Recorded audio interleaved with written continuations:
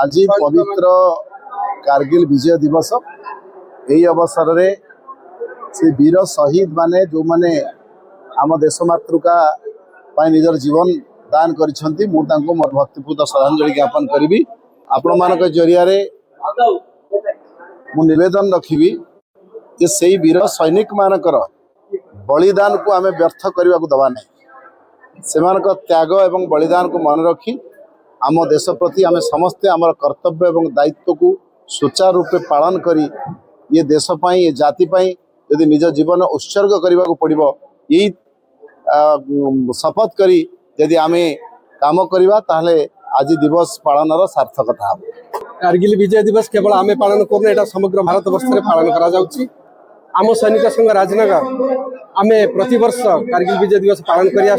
आमर लक्ष्य बा यही उत्सव लक्ष्य जे आगामी युवपीढ़ी माने से माने देश प्रेम भावना मन भितर जागृत हो से माने जपरी सैनिक माने कारगिल विषम युद्ध लड़िक विजय लाभ करते जहाँ को आम कारगिल विजय दिवस बोली पालन करुचे से जो प्रेरणा आमर युवपीढ़ी मान मन में जाऊ से माने आग को देश प्रेम बोध हूँ एवं देश प्रति कर्तव्य आहरी बढ़ू यह आमर लक्ष्य।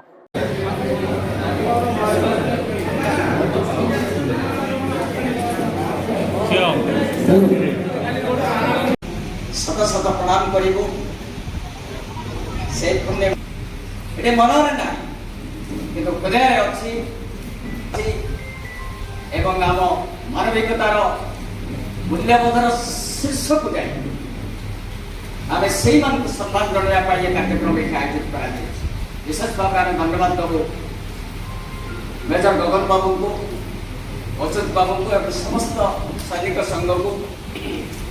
से उत्सव को पालन करना 27 वर्ष तांकरी समय जो से बंधुत्व हाथ बढ़ाई पड़ोसी राष्ट्र भावनार हाथ बढ़ाई भाईर हाथ बढ़ाई